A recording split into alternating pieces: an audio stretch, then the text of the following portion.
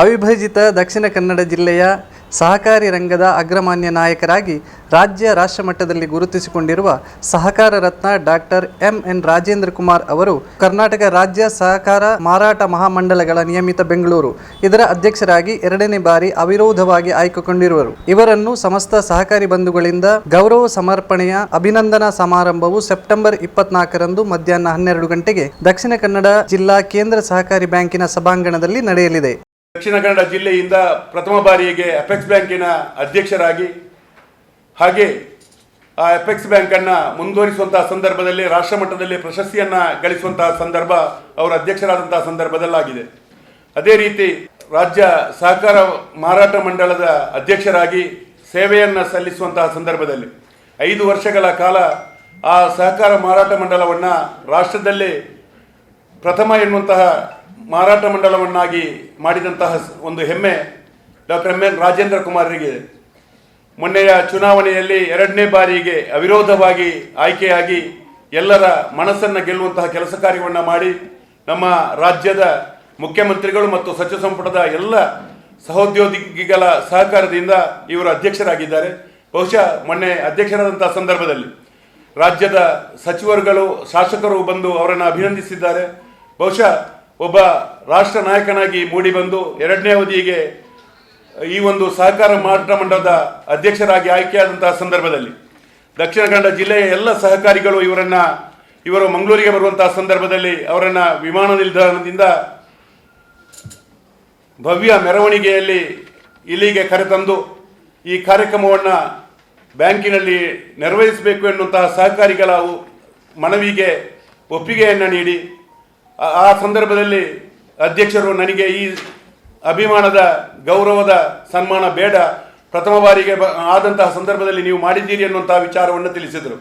ಆ ಸಂದರ್ಭದಲ್ಲಿ ನಾವು ಮತ್ತು ದೇವಿ ಪ್ರಸಾದ್ ಶೆಟ್ಟರವರು ಆ ಸಂದರ್ಭದಲ್ಲಿ ಪೂಜ್ಯ ಕಾವಂದರನ್ನು ಮಾತಾಡಿಸಿದೆವು.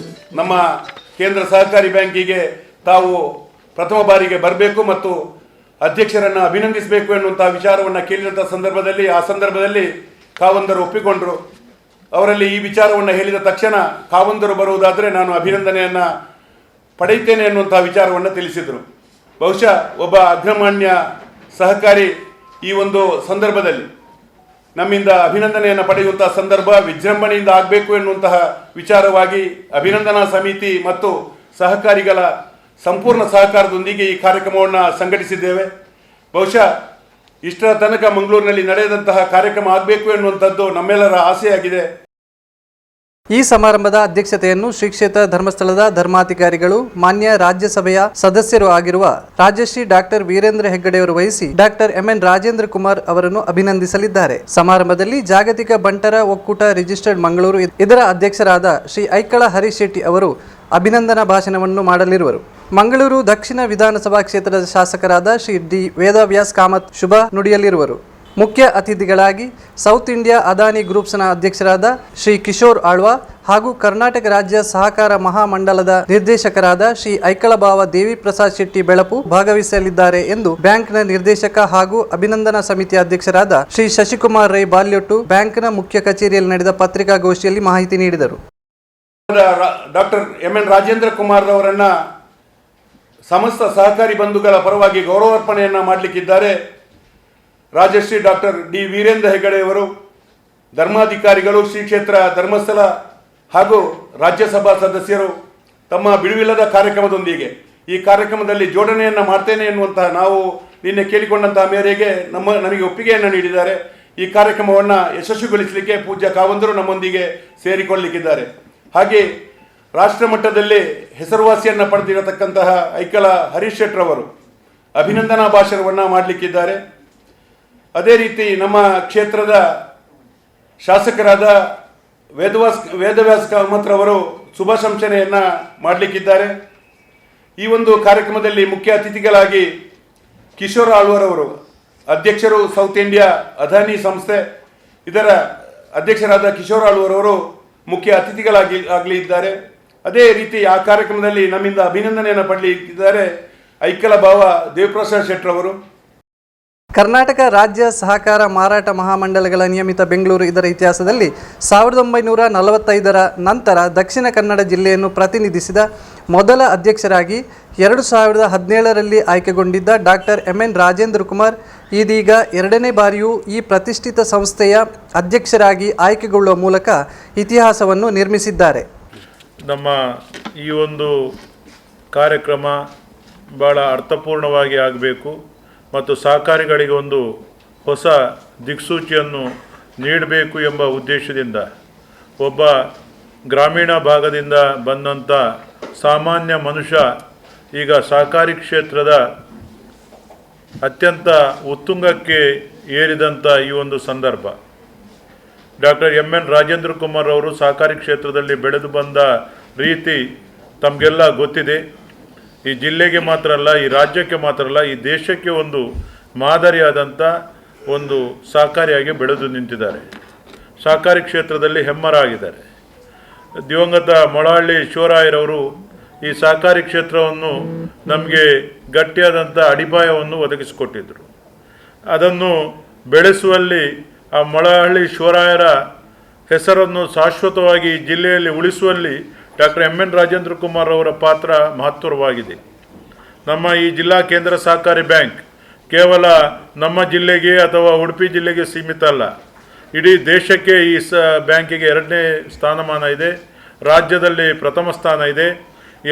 ಎಲ್ಲೂ ಹೋದರೂ ಕೂಡ ಜಿಲ್ಲಾ ಕೇಂದ್ರ ಸಹಕಾರಿ ಬ್ಯಾಂಕ್ ಅಂತ ಹೇಳಿದರೆ ರಾಷ್ಟ್ರೀಕೃತ ಬ್ಯಾಂಕಿಗೂ ಒಂದು ಹೆಜ್ಜೆ ಮುಂದೆ ಎಂಬ ರೀತಿಯಲ್ಲಿ ಅದನ್ನು ಅಭಿವೃದ್ಧಿಪಡಿಸುವಲ್ಲಿ ನಮ್ಮ ಅಧ್ಯಕ್ಷರ ಕೊಡುಗೆ ಮಹತ್ವವಾಗಿದೆ.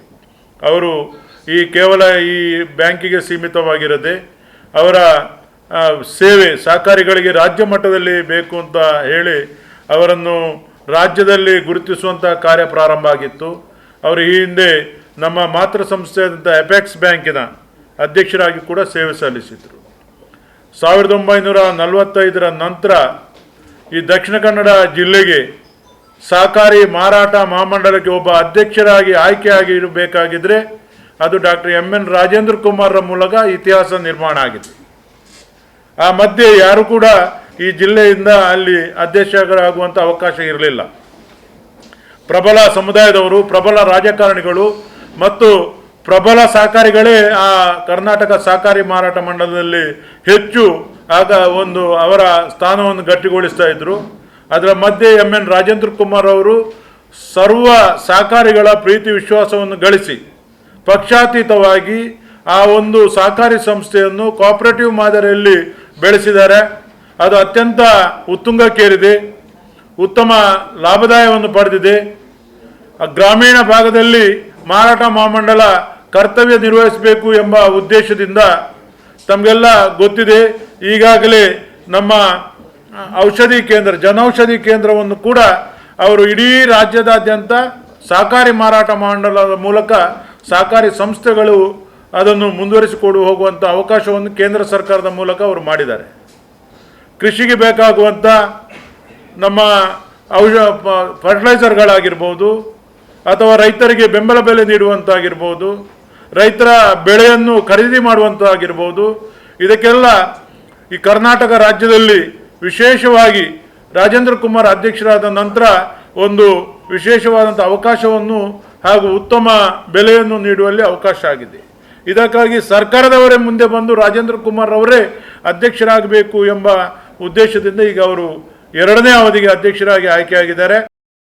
ಸೆಪ್ಟೆಂಬರ್ 24ರಂದು ಮಂಗಳೂರಿಗೆ ಆಗಮಿಸುತ್ತಿರುವ ಡಾಕ್ಟರ್ ಎಂ.ಎನ್. ರಾಜೇಂದ್ರ ಕುಮಾರ್ ಅವರನ್ನು ಮಂಗಳೂರು ಅಂತಾರಾಷ್ಟ್ರೀಯ ವಿಮಾನ ನಿಲ್ದಾಣದಲ್ಲಿ ಪೂರ್ವಾಹ್ನ 10:30 ಗಂಟೆಗೆ ಉಭಯ ಜಿಲ್ಲೆಯ ಸಹಕಾರಿಗಳೆಲ್ಲರೂ ಆತ್ಮೀಯವಾಗಿ ಸ್ವಾಗತಿಸಲಾಗುವುದು ಎಂದು ಐಕ್ಕಳ ಬಾವ ದಿವಿ ಪ್ರಸಾದ್ ಶೆಟ್ಟಿ ಪತ್ರಿಕಾಗೋಷ್ಠಿಯಲ್ಲಿ ಮಾಹಿತಿ ನೀಡಿದರು. ನಾವು ಅವರನ್ನು ಅಂತಾರಾಷ್ಟ್ರೀಯ ವಿಮಾನ ನಿಲ್ದಾಣದಿಂದ ಅವರನ್ನು ಅತ್ಯಂತ ಸುಂದರವಾಗಿ ಬರಮಾಡಿಸಿಕೊಂಡು ಇಲ್ಲಿ ಆ ಕಾರ್ಯಕ್ರಮವನ್ನು ಜೋಡಣೆ ಮಾಡಿದ್ದೇವೆ.